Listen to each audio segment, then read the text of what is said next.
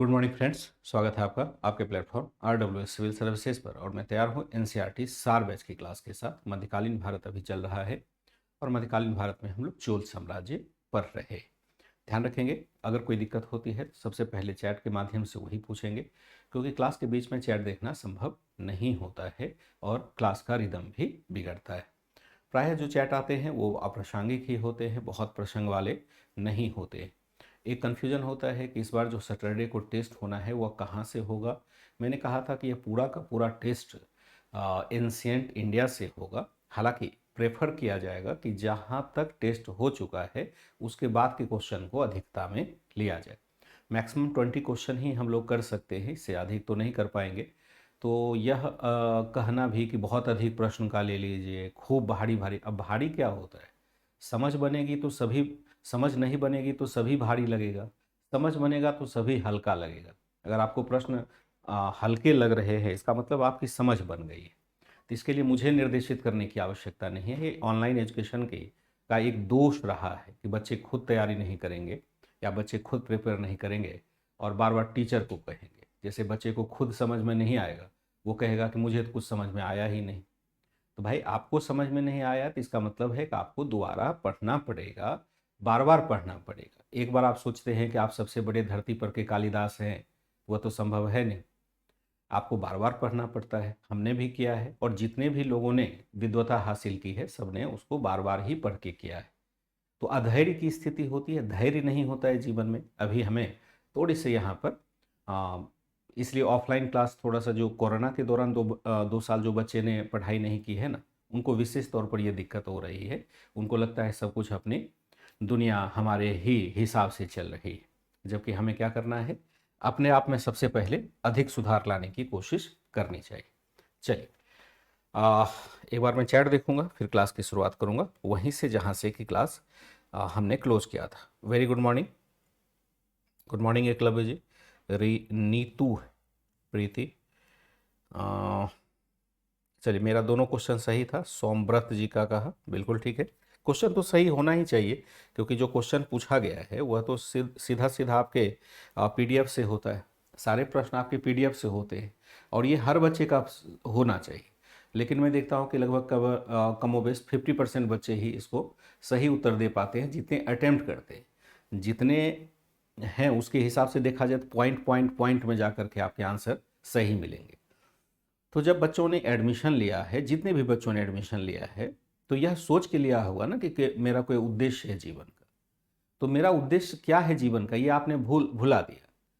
आपसे क्या अपेक्षा रखी जाती है कि जो पढ़ाया जाता है क्लास को ध्यान से सुनिए और फिर आप जो PDF दिया जाता है उसको 2-3 बार रिवाइज कर लीजिए। अगर कम क्लास करना है आप कम क्लास करिए, जरूरी नहीं कि सभी क्लास एक साथ किया ही जाए। क्लास तो देना मेरा फर्ज है, या कोचिंग एक लिमिट लेकर के चलती है कि इतने दिन में कोर्स को ख़त्म करेंगे ताकि दूसरे एग्जाम के लिए आप तैयार हो सके। आप अपने हिसाब से देखिए कि आपका कितना प्रोस्पेक्ट्स है। कोई 12वीं क्लास में बच्चा है तो वो एक भी क्लास करेगा तो भी उसके लिए पर्याप्त हो जाएगा, और साल भर की वैलिडिटी है। तो अपने हिसाब से उसको मैनेज करते चले। जैसे कुछ बच्चों का कहना होता है कि मैंने पूरी पढ़ाई छोड़ दी 1 महीने, अब मैं क्या करूं। अब बताइए कि मैं क्या करूं उसमें। आपने पूरी पढ़ाई क्यों छोड़ दी? कम से कम एक आध सब्जेक्ट, कितना भी दुख होगा जीवन में, कितना भी कष्ट जीवन में होगा, मुझे लगता नहीं है कि आपने कष्ट की परिभाषा अभी समझी है।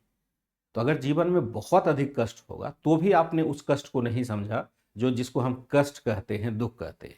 ये तो मैं यकीन के साथ कहता हूँ, क्योंकि मैंने हर चीज़ देख लिया है। तो उसके बाद हम एक भी सब्जेक्ट तो पढ़ सकते हैं, 1 घंटे पढ़ने के लिए तो निकाल सकते हैं। सब कुछ पढ़ाई छोड़ दिया और फिर कहते हैं आप क्या करें? आप पढ़ाई छोड़ दीजिए, फिर सबसे अच्छा रहेगा। सबसे सरल तरीका होगा कि आप पढ़ाई छोड़ करके घर बैठ जाइए। खेती बाड़ी तो है ना, उसी में अपना समय निकालेंगे। आपकी अगली पीढ़ी, पहले की पीढ़ी उसी तरह से काम चला चुकी है, आप भी चला लेंगे। उनको कौन सा दुख हो गया जो आपको दुख हो जाएगा? अगर आपने कुछ टारगेट अचीव करना है तो आपको प्रयास तो करना पड़ेगा, और प्रयास निरंतर ही करना पड़ेगा। छोड़ छोड़ के प्रयास करेंगे तो प्रयास जीरो है, उसका कोई मतलब नहीं। आप करें ना करें उससे कोई फर्क नहीं पड़ता। ठीक है बच्चे, तो थोड़ा सा उपदेश दे देते हैं। कड़वा उपदेश है लेकिन आपके लिए जरूरी है, क्योंकि पढ़ाई छोड़ना, मैं क्या कहता हूं, जीवन में क्या अधिक से अधिक दुख हो सकता है? परिवार में किसी की मृत्यु हो सकती है, सबसे निकट की मृत्यु हो सकती है, इससे बड़ा दुख नहीं होता। तब भी पढ़ने वाले बच्चे पढ़ते ही हैं, क्योंकि उनको टारगेट फिक्स है कि मुझे ये जीवन में अचीवमेंट प्राप्त करना है, अगर अचीवमेंट नहीं प्राप्त करेंगे तो मेरा जीवन बेकार हो जाएगा। तो जीवन में सारी घटनाएं तो अपने आप घटित होती है, सूर्योदय होता है, सूर्यास्त होता है, सूर्योदय होता है, सूर्यास्त। आप लोगों को तो पता भी चलता होगा, मुझे तो पता भी नहीं चलता कि डेट कब चेंज हो गया, क्योंकि दिन भर इतने काम में खोए रहते हैं कि समय ही नहीं मिलता है कि सोच पाए कि क्या दुख आने वाला है। जो आ गया सामने उसी से निपट लेंगे, पहले से नहीं सोचते हैं कि ये दुख आने वाला है, वो दुख आने वाला है, क्योंकि उसके सोचने का समय ही नहीं बचा है। आपको भी कम से कम पढ़ाई के लिए जरूर समय निकालना चाहिए। तो चोल साम्राज्य की चर्चा कर रहे थे, और चोल साम्राज्य की चर्चा करते हुए इसके प्रशासन की बात कर रहे थे। प्रशासन के लास्ट भाग वाले में हमें कुछ फैक्ट्स को देखना था, खास करके चोलकालीन ग्राम सभा के संदर्भ में। तो यहां लिख लेंगे चोलकालीन ग्राम सभा, कालीन ग्राम सभा की बातें हम करते हैं। हालांकि यहां पर जो इंफॉर्मेशन दिया हुआ है, तो जितने इंफॉर्मेशन संपूर्णता में चाहिए उतना तो नहीं दिया हुआ है, मतलब 100% इंफॉर्मेशन नहीं है।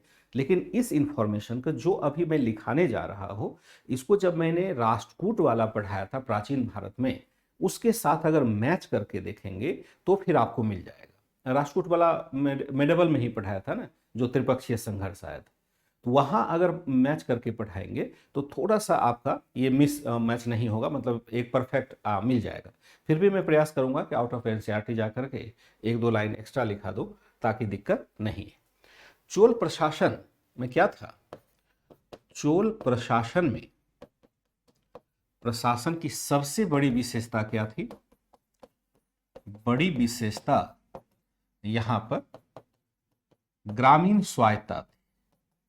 ग्रामीण स्वायत्तता, स्वायत्तता मतलब क्या होता है? स्वायत्तता मतलब क्या होता है कि ग्रामीण स्वायत्तता का मतलब है कि जो ग्राम प्रशासन हमारा है उस पर राजा का कोई नियंत्रण नहीं है। ऐसा नियंत्रण तब तक रहेगा जब तक कि कोई गांव विद्रोह ही ना कर दे। अब किसी गांव में विद्रोह हो जाएगा तो अपनी सेना तो भेजेगा राजा, क्योंकि गांव के ही विद्रोह से बढ़ते बढ़ते जिले पर जाएगा, फिर मंडल स्तर पर चला जाएगा। तो अगर गांव में विद्रोह हो गया तो राजा अपनी सेना भेजेगा, अपने प्रशासनिक अधिकारी को भेजेगा। और अगर गांव में कोई विद्रोह नहीं होता है, गांव वाले समय से राजस्व का भुगतान कर देते हैं, तो फिर कोई वहां पर किसी प्रकार के राजा के हस्तक्षेप की मनाही है, यानी राजा वहां हस्तक्षेप नहीं करेगा। स्वायत्त का मतलब यही होता है कि जब हम अपने अधिकार का प्रयोग बिना किसी दबाव के कर रहे होते हैं, यानी स्वतंत्र तो नहीं, स्वतंत्र का मतलब है अगल अलग हम प्रशासनिक इकाई बना लेंगे। स्वायत्त का मतलब है कि हम राजा के अधीन तो हैं, लेकिन अपने अधिकारों के प्रयोग में कमोबेश स्वायत्त। जैसे अभी आप देखिएगा ग्राम संरचना जो हमारी है, ग्राम पंचायत की संरचना, वह भी कमोबेश स्वायत्त है। हालांकि थोड़ा थोड़ा सा हम देखते हैं कि वहां पर एक सरकार ने अपना पेच लगा दिया है। जैसे गांव में देखेंगे, यानी गांव पंचायत में देखेंगे तो एक पंचायत सचिव बनाया गया है। पंचायत सचिव कौन है? यह है सरकार का अधिकारी। फिर हम देखते हैं पंचायत सचिव के स्थान पर फिर आप देखेंगे जो ब्लॉक स्तर पर है प्रमुख जहां होता है, प्रमुख पर भी देखेंगे कि प्रमुख तो वैसे ब्लॉक लेवल के जो पंचायती हैं राज है उसका वो प्रमुख होता है, मतलब वो निर्वाचित प्रतिनिधि होता है। लेकिन उसके ऊपर हम देखेंगे कि एक बीडीओ को स्थापित कर दिया है, कहीं कहीं आरडीओ कहा जाता है, रीजनल डेवलपमेंट ऑफिसर या ब्लॉक डेवलपमेंट ऑफिसर, नाम अधिकारी का आपने सुना होगा। फिर जिला स्तर पर जाएंगे तो जिला परिषद के जो अध्यक्ष होते हैं वह तो निर्वाचित होते हैं, लेकिन जो डिस्ट्रिक्ट मजिस्ट्रेट होता है यानी डीएम यानी कलेक्टर, वह उसके ऊपर एक अधिकारी के रूप में रहता है, मतलब सचिव के रूप में उसका पद होता है। तो अब सरकार ने क्या किया है? चेक एंड बैलेंस का काम किया है। लेकिन यहां पर अगर ग्राम प्रशासन की संरचना देखेंगे तो यहां बिल्कुल आपको ओपन दिखाई देगा, और यह तब तक रहेगा जब तक कि कोई विद्रोह नहीं हो जाता। विशेषता थी ग्राम की सबसे बड़ी विशेषता क्या है? ग्रामीण स्वायत्तता थी। ग्रामीण स्वायत्तता ग्रामीण क्षेत्र में विभिन्न वर्गों के हिसाब से, विभिन्न वर्गों के हिसाब से ग्राम सभा बनाई गई थी।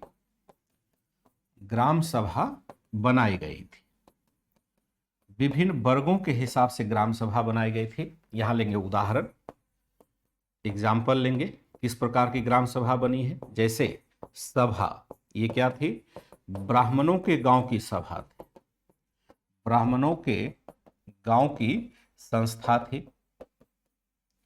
ठीक है। फिर होगा उर, ये होगा साधारण, साधारण लोगों के, साधारण लोगों मतलब क्या होगा, गैर ब्राह्मण। ध्यान रखिएगा, उत्तर भारत की तरफ दक्षिण भारत में नहीं है, साधारण लोगों के गांव की संस्था, की संस्था। और एक लाइन में इसमें और जोड़ देता हो, वो हो जाएगा नगरम। नगरम क्या हो जाएगा, नगरम का मतलब होगा कि व्यापारियों के गांव की संस्था, व्यापारियों के गांव की संस्था।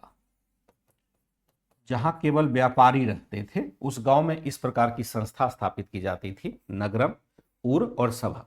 यहां देखिए लिखा है उर के साथ कि साधारण लोग यानी गैर ब्राह्मण के गांव की संस्था, क्योंकि ऐसा हमने इसलिए लिखा है कि दक्षिण भारत में जो समाज बना हुआ है वो उत्तर भारत की तरफ विभाजित नहीं है। जैसे उत्तर भारत में हम देखते हैं कि ब्राह्मण, क्षत्रिय, वैश्य, शूद्र यानी 4 प्रकार के लोग यहाँ पर कम से कम मौजूद है। उसके बाद जो अछूत वगैरह है वह तो बन ही गई थी, लेकिन दक्षिण भारत में यह पद्धति नहीं। दक्षिण भारत में या तो कोई ब्राह्मण था या ब्राह्मण से नीचे जो भी है सभी गैर ब्राह्मण, यानी सबकी सामाजिक स्थिति तब कमोबेश एक ही थी। ये विशेषता आपकी वहां हो जाती, इसलिए यहाँ पर जो ब्राह्मणों से अलग गांव है वो साधारण लोगों की गांव होगी, उसको हम एक तरह से गैर ब्राह्मण गांव कहते हैं, चाहे वो क्षत्रिय का गांव हो, चाहे वो वैश्य का गांव हो, शूद्र का गांव हो, शूद्र का मतलब किसान का गांव हो, सबकी स्थिति एक होगी। यहाँ पर हम क्या देखते हैं कि 3 प्रकार के गांव हमें यहाँ पर मिल जाते हैं, 3 प्रकार के गांव की सूचना हमें मिल जाती है, ठीक है, मिल जाती है। आज हम देखते हैं, टुनटुन जी आज तो नहीं ले पाएंगे क्योंकि पहले से प्लान नहीं है, तो आज क्लास नहीं बढ़ा पाएंगे, फिर आगे टेस्ट भी होता है, मुझे उसके क्वेश्चन वगैरह को तैयार करना होता है। पहले से प्लान होता तो हम अलग से तैयारी कर लेते, लेकिन आज हम 1 घंटे की ही क्लास ले पाएंगे क्योंकि पहले से प्लान नहीं था। मुझे सुबह अभी सूचना मिली है, एक बच्चे ने मैसेज किया था, तो फिर प्लान करना मुश्किल है क्योंकि आगे दूसरा टेस्ट का भी लगा रहता है ना। तो व्यापारियों के गांव की संस्था है। इनमें से हम क्या देखते हैं, इनमें से सभा की संरचना, के संदर्भ में, संरचना, सभा की संरचना के संदर्भ में विशेष सूचना मिल जाती है, इस संदर्भ में विशेष सूचना मिलती है, विशेष सूचना मिलती है। सभा की संरचना के संदर्भ में विशेष सूचना हमें मिल जाती है। और यहां लेंगे उदाहरण, उदाहरण ले लेंगे कैसी सूचना मिलती है। जैसे हम देखते हैं कि सभा की संरचना के संदर्भ में यह सूचना मिलती है कि कौन यहां पर इसका अध्यक्ष होगा, कौन इसका अध्यक्ष होगा, कौन सा नहीं होगा, कौन सा अध्यक्ष होगा, कौन सा सही नहीं होगा। जैसे हम देखते हैं, खास करके हम देखते हैं कि जो सदस्य होते हैं वह सदस्य क्या होते, सदस्य लॉटरी द्वारा चयनित किए जाते थे। कल एक मैंने प्रश्न भी पूछा था, लॉटरी द्वारा चयनित किए जाते थे। चोर या अपराधी, चोर, अपराधी, पापी, जो पाप कर्म में लिप्त हो उसको हम पापी कहते हैं। चोर है, अपराधी है, पापी है। कर्ज नहीं चुकाने वाला, नहीं चुकाने वाला, कर नहीं चुकाने वाला, कर नहीं चुकाने वाले को सभा की सदस्यता नहीं दी जाती थी। ये एक्स्ट्रा मैं दे रहा हूं, सभा की सदस्यता नहीं दी जाती थी, नहीं दी जाती थी। ये लोग सभा के सदस्य नहीं बनेंगे। जो सदस्य 3 वर्षों तक किसी समिति का सदस्य रह चुका हो, समिति या सभा का सदस्य रह चुका हो, उसे भी सदस्यता नहीं मिली थी।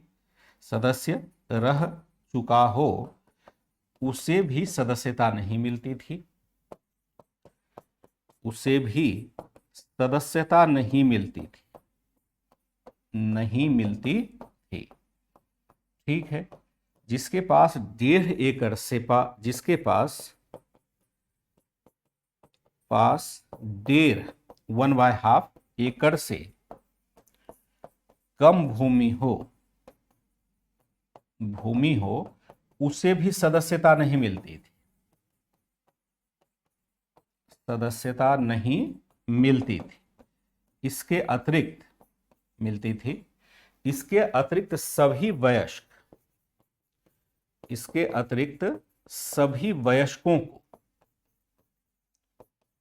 वयस्कों को सभा या समिति की सदस्यता दी जाती थी,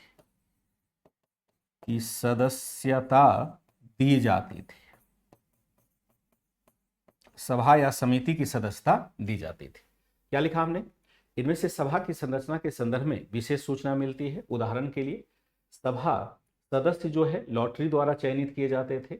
चोर, अपराधी, पापी, कर नहीं चुकाने वाले को सभा की सदस्यता नहीं दी जाती थी। जो सदस्य 3 वर्षों तक किसी समिति या सभा का सदस्य रह चुका हो उसे भी सदस्यता नहीं मिलती है। जिसके पास 1.5 एकड़ से कम भूमि है उसे भी सदस्यता नहीं मिलती थी। इसके अतिरिक्त लगभग जितने भी वयस्क हैं सबको यहाँ पर सदस्यता दी जाती थी, सबको यहाँ पर सदस्यता मिल जाती थी। फिर सदस्यता रोकी नहीं जाती थी। फिर क्या होता था? सदस्यता नहीं रोकी जाती थी। ठीक है एसके जी, ये प्रश्न यहां मत पूछो, नहीं तो मुझे दिक्कत आएगी। इसके अतिरिक्त सभी वयस्कों को सभा समिति की सदस्यता दी जाती थी। जितने भी सदस्य हैं सब यहां पर मिलेंगे। सभा अपना कार्य संचालन किसके माध्यम से करती थी? सभा अपना कार्य संचालन विभिन्न समितियों के माध्यम से करती थी, विभिन्न समितियों के माध्यम से करती थी। विभिन्न प्रकार की समितियां बना दी जाती थी और यहां पर उस माध्यम से करती। ध्यान रखिएगा यहां पर मैंने एक मार्क लगा दिया है क्वेश्चन का, क्योंकि जो क्वेश्चन बनता है वो यहीं से बनता है। कल भी मैंने अगर आप लोग सुबह 11 बजे की क्लास में आते होंगे, हालांकि आपके लिए तो है नहीं 11 बजे की क्लास, जो बच्चे ऑलरेडी पहले से तैयारी कर चुके हैं उनके लिए। जो नए बच्चे हैं वो 11 बजे आकर के कुछ नहीं कर सकते, उनका क्वेश्चन एक भी नहीं बनेगा, क्योंकि क्वेश्चन का लेवल थोड़ा सा डिफरेंट होता है। कभी नहीं होगा तो आकर के चेक कर लीजिएगा। तो यहाँ पर क्वेश्चन ये मैंने कल पूछा हुआ था, इस टाइप के क्वेश्चन को पूछा हुआ था। तो प्रश्न चाहे वहाँ बने चाहे यहाँ बने, तो अगले टेस्ट जब भी मैं लूँगा, इस बार वाला नहीं, इस बार 2 सैटरडे को टेस्ट है वह नहीं, इसके बाद जब भी मैं टेस्ट लूँगा वहाँ पर यहाँ से क्वेश्चन आपको पूछे जाएंगे। तो आप तैयार कर लीजिएगा कौन व्यक्ति सभा का सदस्य बन सकता है और कौन व्यक्ति नहीं बन सकता है। बैठक कहाँ होती थी? बैठक जो होती थी पेड़ के नीचे। और कार्यकाल कितना होता था? कार्यकाल होता था 3 वर्षों का। 3 वर्षों का कार्यकाल होता था। ये कुछ इंफॉर्मेशन थे जो चोलकालीन सभा और समिति के बारे में हमें मिलने चाहिए। ध्यान रखिएगा कि माना जाता है कि जैसा सभा की कार्रवाई होती होगी लगभग वैसे ही कार्रवाई उर या नगरम की भी होती होगी मोटे तौर पर, क्योंकि उर और नगरम के बारे में हमें विशेष इंफॉर्मेशन नहीं मिलता है, किसी भी अभिलेख में नहीं मिलता है कि वहाँ पर क्या व्यवस्था थी। इसलिए हमें सभा की कार्रवाई को देख करके ही काम चलाना पड़ता है। सभा के बारे में अच्छी खासी सूचना मिलती है। यहाँ एक लाइन और लिख सकते हैं कि जैसे ब्राह्मणों के गांव को क्या कहा जाता था? ब्राह्मणों के गांव को अग्रहार कहा जाता था। ध्यान रखिएगा यह भी प्रश्न बनेगा, अग्रहार कहा जाता था। ब्राह्मणों के गांव को अग्रहार कहा जाता था। ध्यान रखिएगा सभी इंपॉर्टेंट होगा। जहां मैं क्वेश्चन का मार्क कर रहा हूं आप लोग भी अलर्ट रहेंगे कि वहां से आपके प्रश्न बन सकते हैं। अब अगर हमने समाज को देख लिया चोलकाल का, तो देखेंगे चोलकालीन सांस्कृतिक जीवन कैसा था? संस्कृति का विकास वहां पर कैसे रहा? खास करके स्थापत्य के तौर पर देखते हैं, खास करके किताबों के रूप में देखते हैं आदि, यहां पर हमें देखना होगा। इस काल में क्या होता है? इस काल में द्राविड़ स्थापत्य कला का व्यापक विकास हुआ। इस काल में मंदिर निर्माण की शैली में द्रविड़ स्थापत्य कला का व्यापक विकास हुआ। द्रविड़ स्थापत्य कला का व्यापक विकास होता है। हालांकि द्रविड़ स्थापत्य कला की शुरुआत विकास हुआ, लिखेंगे हालांकि द्रविड़ स्थापत्य कला का विकास कहाँ हुआ था? स्थापत्य कला का विकास किसके काल में हुआ था? विकास पल्लव काल में ही प्रारंभ हो गया था तथा इसकी पूर्णता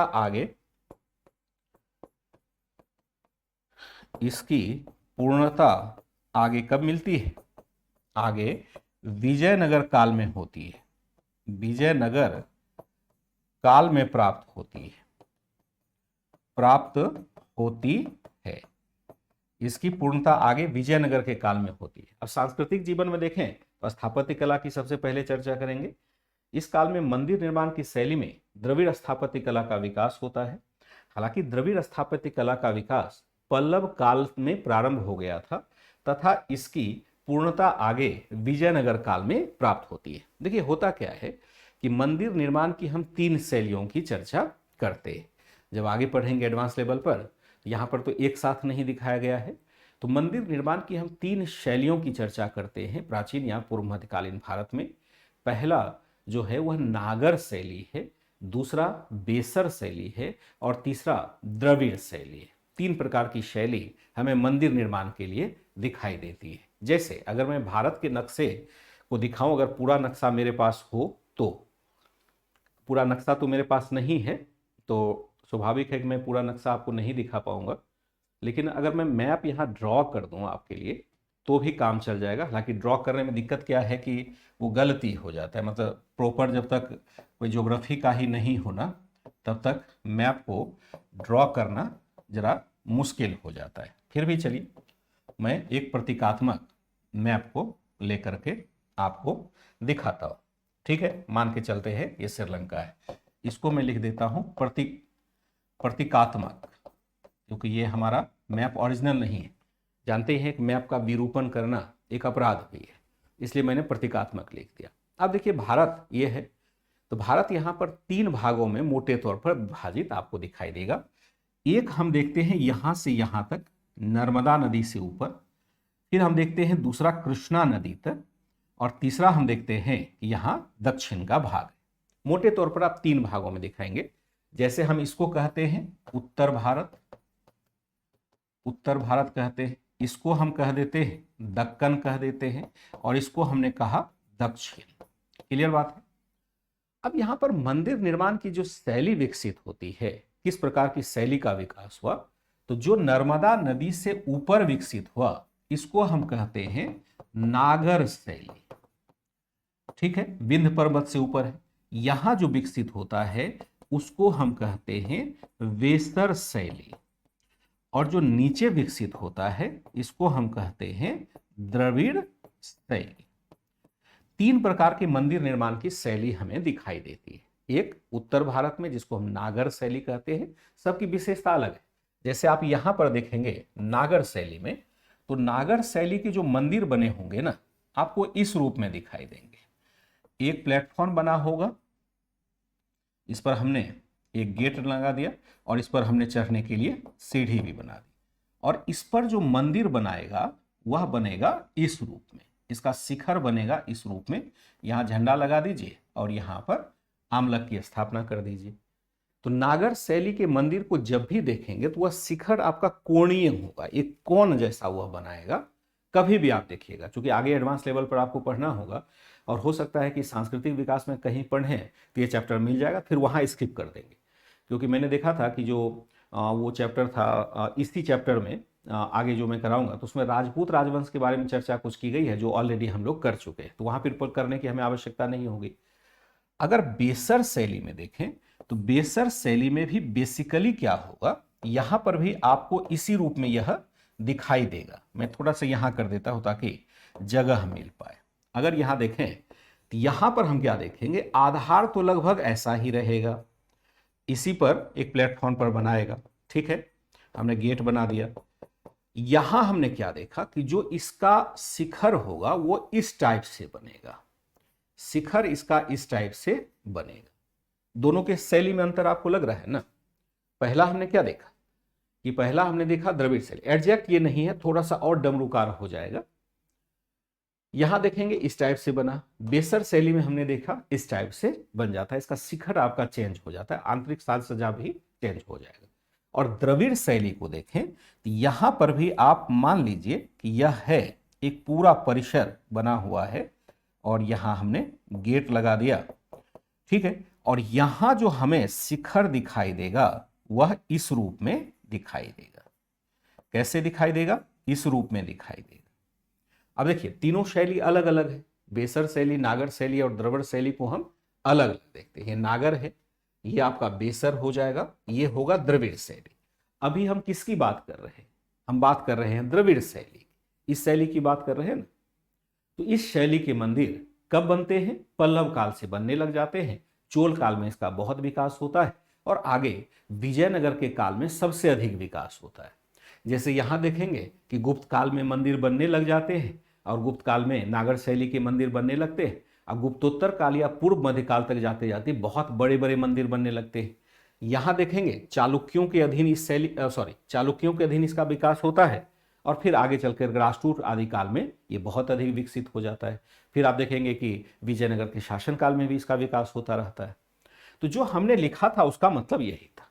इस काल में मंदिर निर्माण की शैली में द्रविड़ स्थापत्य कला का विकास हुआ। हालांकि द्रविड़ स्थापत्य कला का विकास पल्लव काल से प्रारंभ हो गया था तथा इसकी पूर्णता आगे विजयनगर के शासनकाल में दिखाई देती है, शासनकाल में दिखाई देती है। ठीक है, यहां हमने क्या देखा कि जो मंदिर निर्माण का मूल केंद्र होगा, द्रविड़ स्थापत्य कला का जो मूल केंद्र होगा,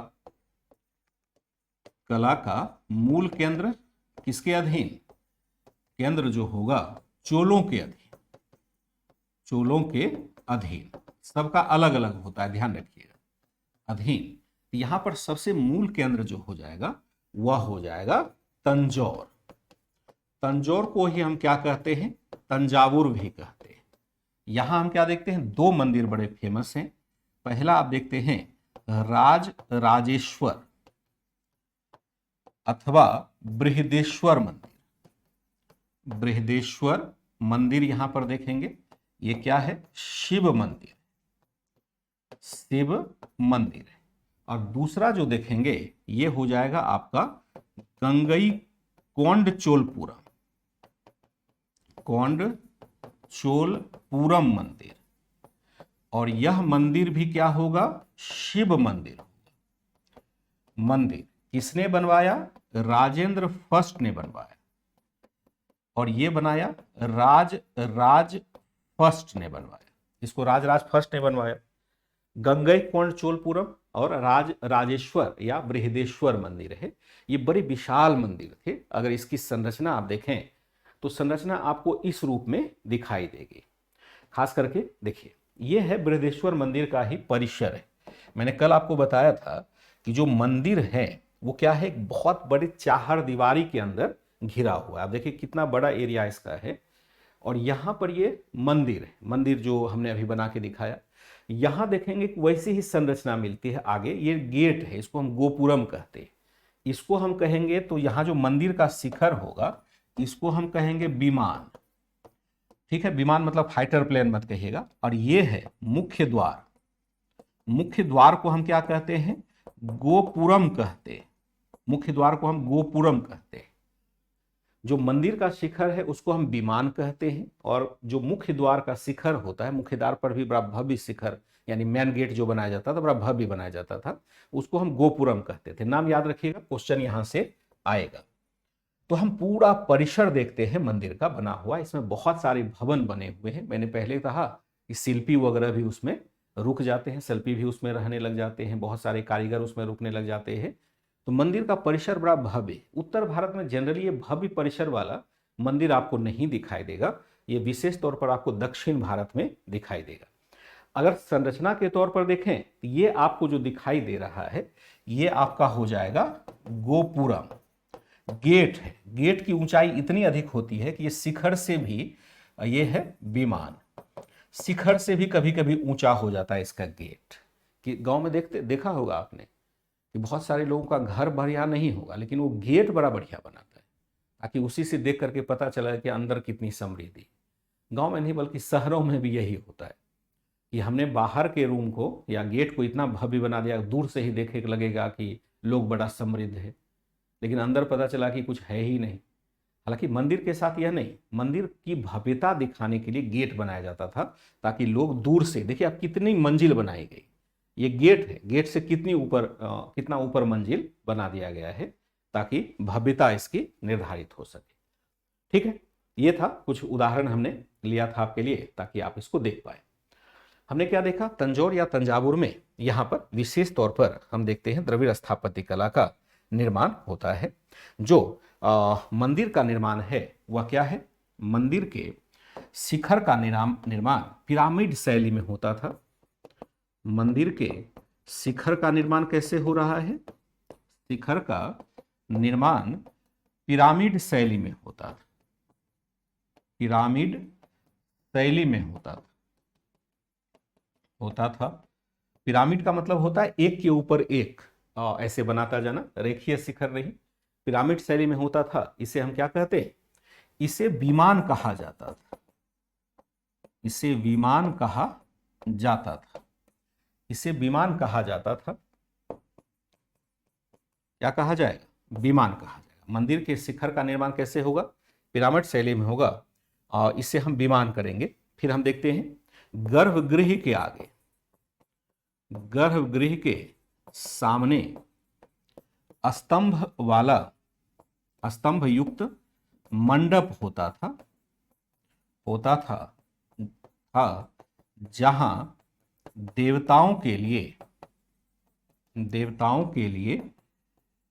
देवदासियों द्वारा नृत्य किया जाता था। देवताओं के लिए देवदासियों के द्वारा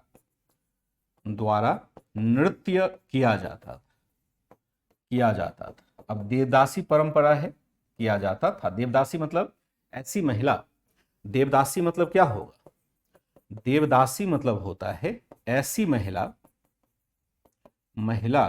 जिसने अपना जीवन भगवान को समर्पित कर दिया हो, भगवान को समर्पित कर दिया हो,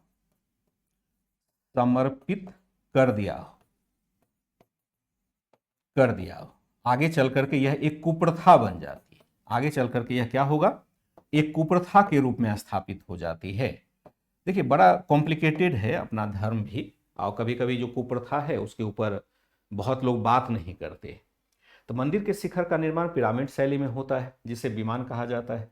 गर्भगृह के सामने स्तंभ युक्त मंडप होता था जहां देवताओं के लिए देवदासियों के द्वारा नृत्य किया जाता है।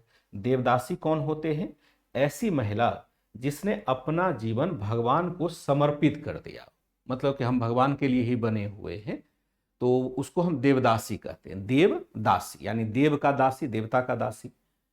आगे चल करके यह एक बुरी पद्धति के रूप में स्थापित हो गया और यहाँ पर महिलाओं का शोषण होने लगा। और महिलाओं ही नहीं, उसके साथ जो कुछ बच्चे वगैरह पैदा हुए उसको फिर सामाजिक मान्यता मिली ही नहीं। अभी भी देखेंगे कि तमिलनाडु वगैरह के क्षेत्र में अब तो देवदासी प्रथा पर रोक लगा दी गई है कानूनन, लेकिन अभी भी उस दंश को वहाँ का एक पूरा समाज झेल रहा है जिसको हम अनटचेबल लोग कहते हैं। होता क्या है कि जो महिला थी उसको बचपन में ही मंदिर को दान कर दिया जाता था। मंदिर को दान करने के बाद उसके परिवार से उसका नाता टूट जाता था। अब समस्या ये आई कि देवदासियों का भरण पोषण कौन करेगा, क्योंकि ऐसा तो है नहीं कि मनुष्य का जीवन है और देवता की उपासना करेंगे तो उसको कोई बीमारी नहीं होगी, उसका उम्र नहीं बढ़ेगा। एक सर्टेन एज तक तो महिलाएं डांस करने में रहती होंगी, लेकिन जब एज बढ़ जाएगा या किसी को कोई बीमारी ही हो गई तो फिर उसका कैसे भरण पोषण होगा।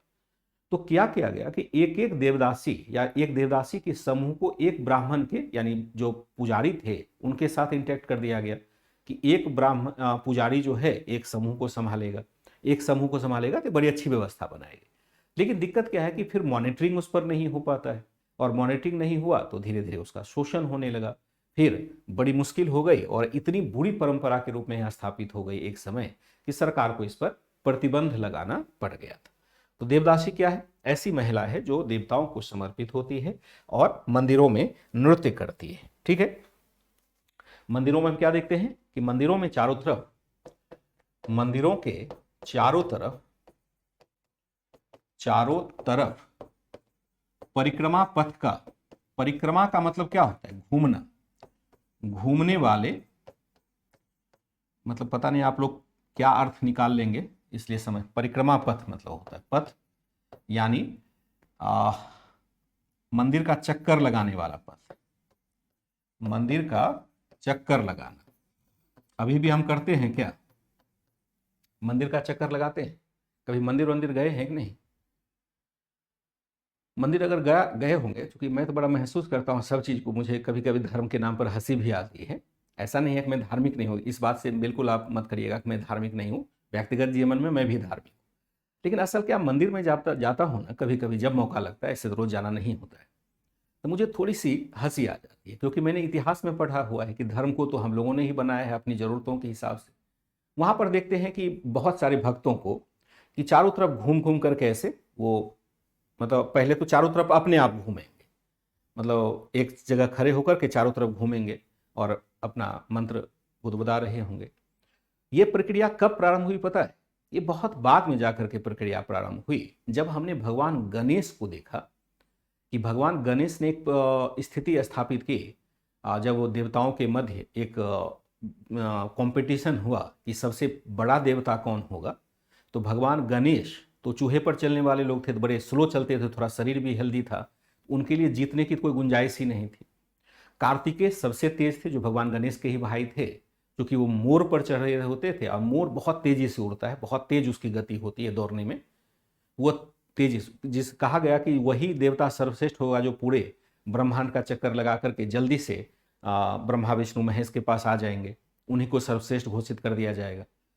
तो अब गणेश की जीतने की तो बिल्कुल संभावना नहीं थी। उन्होंने क्या एक उपाय निकाला, उन्होंने कहा कि पूरा ब्रह्मांड तो जाएंगे तो 2-4 कदम ही जा पाएंगे।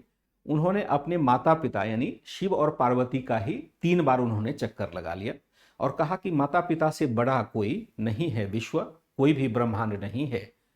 तो अन्य देवताओं ने इस तर्क को स्वीकार कर लिया और तब से हम परिक्रमा की पद्धति को देखते हैं स्थापित हो गया। यानी जब देवता की परिक्रमा कर रहे होते हैं तो जितनी बार परिक्रमा करते हैं मान के चलते हैं कि हम चर अचर यानी सभी लोग की परिक्रमा कर रहे होते हैं।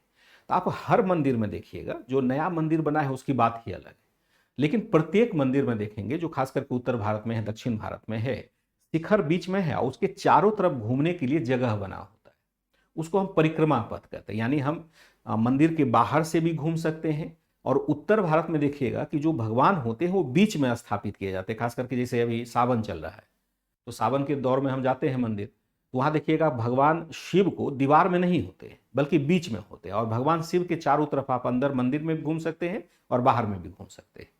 इसी जो पथ को बनाया जाता है, ये मंदिर निर्माण की शैली होती है, इसको हम परिक्रमा पथ कहते हैं। तो क्या कहते हैं, मंदिरों के चारों तरफ परिक्रमा पथ का निर्माण होता था, परिक्रमा पथ का निर्माण होता था, हाँ, जिसके दीवारों पर गौण देवताओं की मूर्तियां लगी होती थी, जैसे जिसका मंदिर है उस मंदिर के देवता तो गर्भगृह में रहेंगे। देवता कहाँ रहते हैं? गर्भगृह में रहते हैं। और दीवारों पर छोटे और जो देवता हैं उस देवता को छोड़ करके अन्य देवताओं की मूर्तियां लगी रहती। अभी भी यही होता है, पहले भी यही होता था, मूर्तियां यहां पर लगी हुई होती थी। ठीक है, ये इसकी कुछ विशेषता है। और मंदिर क्या होता है? मंदिर होता है आपका, मंदिर क्या होता है? मंदिर परिसर क्या होता है, चार दीवारी से घिरा था, चार दीवारी से घिरा होता था, जिसमें प्रवेश द्वार, इसमें भव्य प्रवेश द्वार बने होते थे, प्रवेश द्वार बने होते थे, जिसे गोपुरम कहा जाता था, बने होते थे, जिसे क्या कहा जाता था, जिसे गोपुरम कहा जाता था।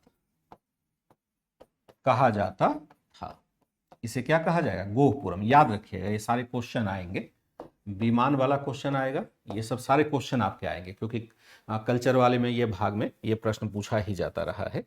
हम क्या देखते हैं, गोपुरम कहा जाता था।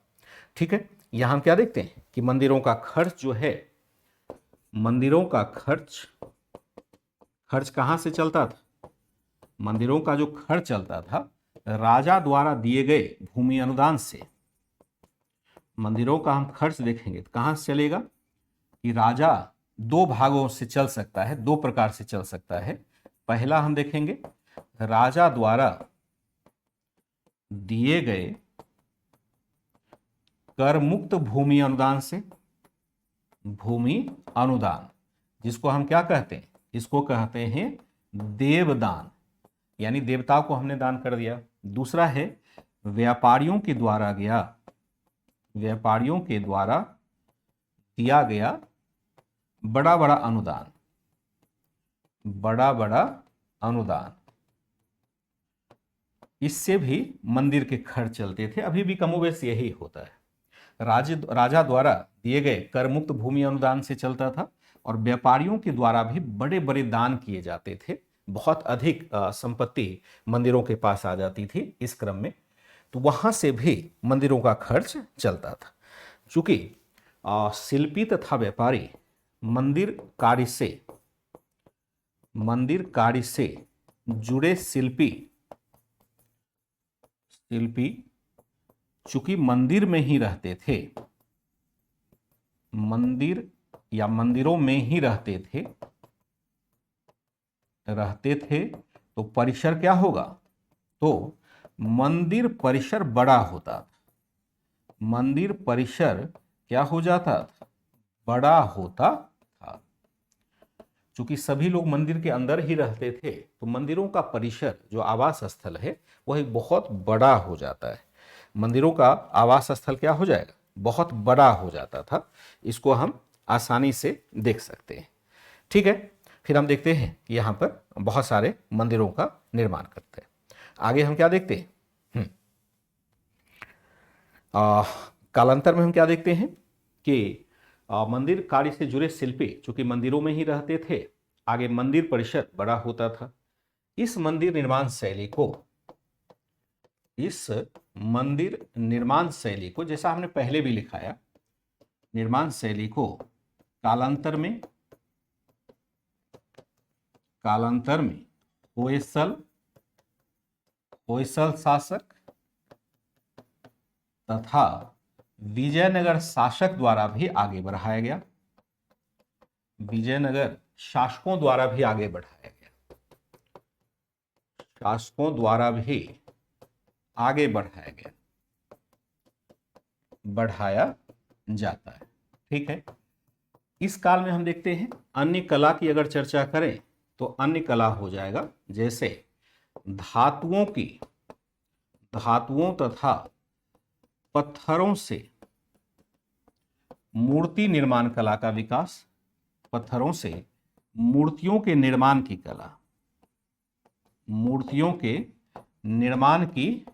कला, यहां पर देखते हैं निर्माण की कला का व्यापक विकास हुआ। जैसे विकास होता है, यहां लेंगे उदाहरण होगा कांसे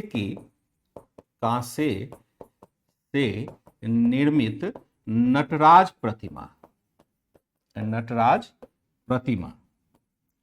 नटराज की मूर्ति यहां पर बहुत फेमस रही है, कांसे से निर्मित नटराज की मूर्ति। नटराज का मतलब क्या होता है पता है, भगवान शिव का वह रूप है जिसमें वह नृत्य करते दिखाई देते हैं।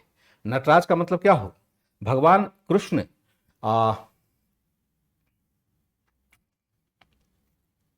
चलिए, नमस्ते। गोरक्षनाथ पांडे, इतना लेट मत आइए। आपने कहा था कि मैं बहुत सीरियसली क्लास करूंगा, तो आप उतना सीरियस दिखते नहीं हैं। आप जानते हैं ना, कोर्स लेने के समय लोग बेचैनी दिखाते हैं। हालांकि आपकी स्थिति ठीक है, जब मैं टेस्ट वाले में देखता हूँ तो आप अच्छा उत्तर दे रहे हैं, तो मुझे कोई दिक्कत नहीं है आपसे। बस आप पढ़िए खूब मन लगा के, यह मैं कहना चाहता हूँ। तो कांसे से निर्मित नटराज, नटराज क्या है? भगवान शिव की वह मूर्ति है जिसमें वह नृत्य मुद्रा में दिखाई देते हैं। जब मैं कल्चर पढ़ा रहा हूँगा तो एनसीईआरटी वाले में तो नहीं शायद आएगा, लेकिन एनसीईआरटी से बाहर जब मैं एडवांस लेवल पर कल्चर वगैरह पढ़ाऊंगा, वहां पर मैं बताऊंगा कि भारत में नृत्य विधा यानी नाचने की विधा भगवान शिव से ही प्राप्त हुई। यानी सबसे पहले भगवान शिव ने ही दो प्रकार के नृत्य किए थे। एक तांडव नृत्य किया था जिससे संपूर्ण संसार में विनाश फैल गया था, और एक किया था उन्होंने लास्य नृत्य किया था। लास्य नृत्य क्या है? जब भगवान शंकर माता पार्वती के साथ नृत्य करते हैं तो डमरू जब बजाते हैं तो वहां से मोती झरने लगते हैं और पूरे विश्व में शांति छा जाती है। तो जब वो माता पार्वती के साथ डांस करते हैं तो उसको हम लास्य नृत्य कहते हैं, और जब वो खुद अकेले क्रोध में आकर के तीसरा नेत्र खोल करके जब डांस करते हैं तो उसको हम तांडव नृत्य कहते हैं। तो अगर शैव धर्म को देखेंगे तो वहां पर इस प्रकार के नृत्य या इस प्रकार की क्रिया को आप देखेंगे बहुत मायने रखता है। खास स्टाइल में नृत्य करना आप शैव भक्त को देखेंगे कि बड़ा प्रचलित रहा है, खास स्टाइल में नृत्य करते हैं। तो यहाँ पर दोनों प्रतिमा आपको, खास करके नटराज की प्रतिमा तो विशेष तौर पर हर जगह नटराज ही नटराज दिखाई देगा, और दूसरा हम देखते हैं अन्य प्रतिमाएं भी हमें दिखाई देती है। कांसे से निर्मित नटराज की मूर्ति और अन्य देवताओं की मूर्ति, देवताओं की मूर्ति यहां पर देखेंगे राजा तथा रानी की भी मूर्ति बनाई जाती थी। रानी की मूर्ति भी बनाई जाती थी, भी बनाकर कहां लगाया जाता? बनाकर मंदिरों में लगाया जाता, मंदिरों में लगाया जाता था। अगर देखें मूर्तियों का उदाहरण तो आपको ऐसे अन्य कला है। धातुओं तथा पत्थरों से मूर्तियों के निर्माण की कला का व्यापक विकास हुआ। कांसे से निर्मित नटराज की मूर्ति है, अन्य देवताओं की मूर्ति भी बनाई जाती है। राजा तथा रानी की मूर्ति भी बनाकर मंदिरों में लगाया जाता था, चाहे पत्थर का हो और चाहे आप किसी और का देखें। अब देखिए, ये है नटराज की मूर्ति, ये सामान्य देवी की मूर्ति है। नटराज की मूर्ति यानी शिव क्या कर रहे हैं? नृत्य के मुद्रा में है, और नृत्य की उत्पत्ति इसी प्रकार के भगवान शिव के नृत्य से ही माना जाता है। यह एक आइकन है। अगर दक्षिण भारत के इतिहास को देखेंगे तो वहां ये कांस्य प्रतिमा एक आइकन के रूप में है। यानी दक्षिण, ये अगर मिल जाए कहीं देख लें तो समझ जाइए कि चोल काल के देन है, चोल काल में इसका विकास हुआ था। मतलब एक तरह से चोल काल की पहचान ही ऐसी मूर्ति बन जाती है जो भगवान शिव के नृत्य करते हुए मुद्रा को हम दिखाते हैं। दो प्रकार का नृत्य, ध्यान रखिएगा। भगवान शिव अगर तांडव करने लगे तब तो समूचा विश्व जो है हाहाकार मच जाएगा, फिर तो समझिए कि बड़ा मुश्किल है। और अगर लास्य नृत्य करे माता पार्वती के साथ, चारों ओर खुशहाली फैल जाएगी। कुछ यहाँ पर देवियों की मूर्ति है। ध्यान रखिएगा कि ये मूर्ति हमने कहाँ से लिया है? जो एनसीईआरटी की क्लास है ना, क्लास 7, वहीं से ये मूर्ति हमने उठाया। वहां पर भी आप उठा के देखेंगे, क्योंकि मैं एक एनसीईआरटी सार बैच लेके चल रहा हूं, तो जहां पर कुछ सार है उसको मैं एक साथ आपको सिस्टमेटिकली दे रहा हूं। ये मूर्ति आप कहाँ देखेंगे? एनसीईआरटी की क्लास में देखेंगे, जो न्यू एनसीईआरटी क्लास 7 का है वहां पर दिया हुआ है। तो इस तरह से हमने क्या देखा कि राजा रानी की मूर्तियां भी यहाँ पर बनाई जाती थी। मूर्तियां का विकास बहुत अधिक होता है। ठीक है, नटराज की प्रतिमा यहाँ पर बनाई जाती है। हमने क्या देखा, यहाँ पर एक और मूर्ति है जो गोमतेश्वर, वैसे तो बाद की है, श्रवण बेलगोला में, श्रवण बेलगोला में मूर्ति मिलती है। गोमतेश्वर की मूर्ति, गोमतेश्वर की मूर्ति, गोमतेश्वर एक देवता है, उनकी यहाँ पर मूर्ति मिल जाती है श्रवण बेलगोला में। वर्तमान में तो कर्नाटक के क्षेत्र में है। फिर हम देखते हैं कि अंतिम में इसका एक उदाहरण लेंगे और लास्ट लेंगे कि भाषा का विकास। भाषा का विकास किस प्रकार की भाषा? तमिल क्षेत्र में, तमिल क्षेत्र में संस्कृत के साथ तमिल तेलुगु तथा कन्नड़ आदि का विकास, कन्नड़ भाषा का व्यापक विकास होता है, भाषा का व्यापक विकास हुआ। व्यापक विकास ऐसे करेंगे, विभिन्न शासकों के काल में होता है, विभिन्न शासकों के काल में होता है। मैं थोड़ा सा इसको चेंज करूंगा, काल में हुआ। यहां पर तमिल नहीं लिखेंगे, दक्षिण भारत लिख देंगे। यहां लिख देंगे दक्षिण भारत में, दक्षिण भारत में संस्कृत के साथ तमिल, तेलुगु, कन्नड़ आदि भाषाओं का भी विकास होता है, बड़े पैमाने पर होता है। खास करके तमिल भाषा हम क्या देखते हैं, तमिल भाषा के विकास में अलवार तथा नयनार संतों का योगदान रहा, नयनार संतों का योगदान रहा। अब अलवार संत कौन है भाई? अलवार संत जो हैं, अखार मत कर दीजिएगा, अलवार जो संत हैं वो कौन है? वो है अलवार संत। संत कौन है? ये हैं वैष्णव संत, वैष्णव संत है। और नयनार कौन है? नयनार हैं, नयनार संत कौन है? ये हैं आपके शैव संत। संत कौन है? ये हैं शैव संत। शैव मतलब विष्णु के उपासक ये हो जाएंगे, के उपासक, और ये हो जाएंगे शिव के उपासक। ये शिव को मानेंगे और ऊपर वाले जो अलवार हैं वो विष्णु को मानेंगे। अलवार क्या है? वैष्णव संत है, इससे भी काम चल जाता, फिर भी मैंने लिख दिया, ये विष्णु को मानते हैं। नयनार कौन है? ये है आपके आपका खास करके हम देखते हैं कि यहाँ पर शैव संत। तमिल भाषा के विकास में अलवार तथा नयनार संतों का योगदान रहा। अलवार संत है वैष्णव संत और नयनार संत है शैव संत। यहाँ पर एक ग्रंथ का नाम मिलता है तिरुमुराई, मुरई ग्रंथ होता है, एक लिख देंगे तिरुमुरई। ये क्या है? ये है 12वीं सदी में, 12वीं सदी में भक्ति संतों के द्वारा लिखित ग्रंथों का संग्रह, लिखित ग्रंथों का संग्रह। तिरुमुराई नाम याद रखिएगा क्योंकि यह क्वेश्चन अपने आप में बना देगा। ठीक है, क्या लिखते हैं? तिरुमुरई। ये क्या होगा कि एक तरह से यह 12वीं शताब्दी में हम क्या देखते हैं कि एक तरह से जो ग्रंथ का संग्रह लिखा गया वह आपको कहा गया, जैसे हम देखते हैं 11 भाग में लिखा गया, 11 भागों में लिखित। फिर हम देखते हैं एक संत आ जाता है कंबन। कंबन कौन है? इन्होंने तमिल भाषा में रामायण लिखा, तमिल भाषा में रामायण लिखा। कब हो लिखा? 11वीं 12वीं सदी में, 12वीं सदी में इन्होंने तमिल भाषा, तमिल रामायण के रचयिता कौन होते हैं? तमिल भाषा में रामायण का विकास किया इन्होंने, कंबन ने लिखा। बहुत बड़े यहाँ पर थे, बहुत बड़े एक विशेष रूप से तमिल भाषा का विकास हुआ, तमिल भाषा का विकास होता है, तमिल भाषा का विकास होता है। फिर देखते हैं अन्य भाषा, अगर देखें अन्य भाषा अगर यहां देखेंगे ये हो जाएगा आपका कन्नड़, प्राकृत तथा तेलुगु। तेलुगु आंध्र प्रदेश में देखते हैं, कन्नड़ कहां देखते हैं? कर्नाटक क्षेत्र में देखते हैं। तो यहां पर हम क्या देखते हैं? जो संरक्षक शासक होगा वह क्या हो जाएगा? संरक्षक शासक जो इसका हो जाएगा वह कौन हो जाएगा?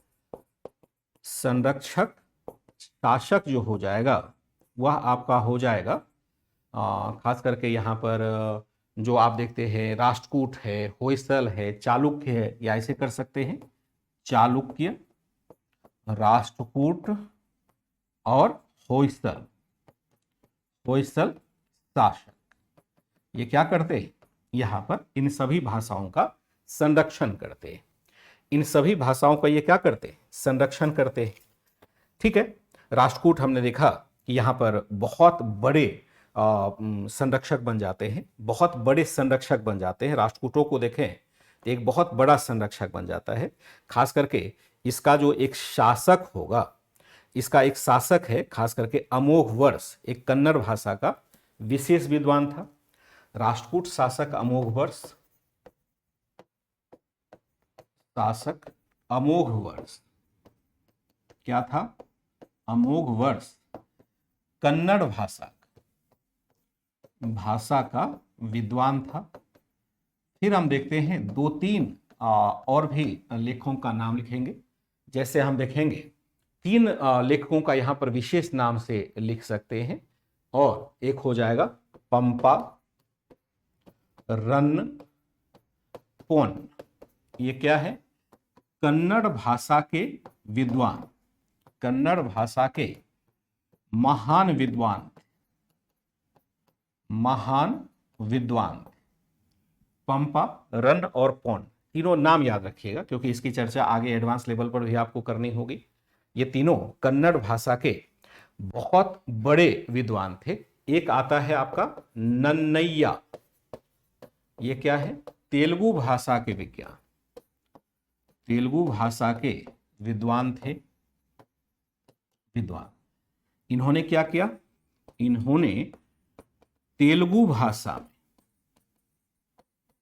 तेलुगु भाषा में महाभारत की रचना की, महाभारत की रचना की। यह था आपका मुख्य जानकारी आपकी थी यह इस चैप्टर की। इसके बाद यह चैप्टर हमारा समाप्त हो जाएगा, यहीं पर समाप्त हो जाएगा। क्योंकि पहले से प्लान नहीं था, नहीं तो मैं एक चैप्टर और आज ही स्टार्ट कर देता। अगर कल ही मुझे सूचना मिल जाती कि आज आपकी क्लास नहीं होने वाली है तो मैं अपने आप को उसी हिसाब से ढाल लेता। जैसे अभी मुझे कुछ क्वेश्चंस बनाने हैं जो आपके 11 बजे का प्रैक्टिस सेशन होता है उसके लिए, तो अगर मैं अभी क्लास ले लूँगा फिर उस क्वेश्चन को बनाने का समय नहीं मिलेगा। हाँ, अगर मुझे कल पता चल गया होता तो मैं इस क्लास को थोड़ा सा बढ़ा देता, मुझे कोई दिक्कत नहीं थी क्योंकि मैं पहले से प्रिपेयर्ड होऊंगा। अचानक से शेड्यूल चेंज करने में थोड़ी सी दिक्कत होगी, क्योंकि दूसरे क्लासेस के तैयारी करने की होती है या अलग जगह पर दूसरे क्लासेस भी ऑफलाइन में जा करके लेना होता है। तो बहरहाल आज तो यहीं रखेंगे, आज चोल काल को समाप्त करेंगे। चोल काल के बाद हम लोग जो पढ़ने वाले हैं वह पढ़ने वाले हैं थोड़ा सा ये वाला भाग जो चैप्टर नंबर 2 होगा। ध्यान रखिएगा, अब हम लोग दूसरे चैप्टर में जाएंगे। चैप्टर नंबर 2 संघर्ष का युग पढ़ेंगे। चैप्टर नंबर 5 क्लास 11 का ओल्ड एनसीईआरटी, और इसके बाद पढ़ेंगे दिल्ली सल्तनत। 1 नंबर चैप्टर होगा मामलुक सुल्तान है। चैप्टर दिल्ली सल्तनत 1 पढ़ेंगे। चैप्टर नंबर 6 क्लास 11 के ओल्ड एनसीईआरटी से ये हम लोग कवर करेंगे। ये तो 2 दिन इसमें भी लग जाएगा, 2-3 दिन इसमें भी लग जाएगा, टाइम लगेगा इसमें। लेकिन कल पढ़ेंगे संघर्ष का युग। संघर्ष युग में मूलतः हम पढ़ते हैं गजनबी को और गोरी आक्रमण को। हालांकि ये सब अब न्यू एनसीईआरटी में है नहीं, हटा दिया गया न्यू एनसीईआरटी से, क्योंकि हम आक्रामक लोगों का इतिहास हम पढ़ते ही नहीं, क्योंकि वो हमारे इतिहास में काले धब्बे के समान है। तो नए एनसीईआरटी में अब हमारे लिए वो चैप्टर नहीं है। लेकिन चूंकि क्रमबद्धता से इतिहास पढ़ना है तो मैंने ओल्ड एनसीईआरटी के माध्यम से इसको कवर करने की सोची है। थोड़ा कम ही पढ़ेंगे, लेकिन एक जानकारी हमें जब तक मध्यकालीन भारत में जाएंगे यानी तुर्कों के शासन में जाएंगे तो यह भी जानकारी लेना मुश्किल हो जाता है। फिर तुर्क कौन है, खलीफा कौन है, सुल्तान कौन है, ये सब बातें इंफॉर्मेशन कहीं मिलेगा नहीं, फिर तो आपकी तैयारी अधूरी रह जाएगी। ये दोनों चैप्टर हम कवर करेंगे। ये ओल्ड एनसीईआरटी में है, न्यू एनसीईआरटी में ये सब चैप्टर अब नहीं मिलते हैं। ठीक है,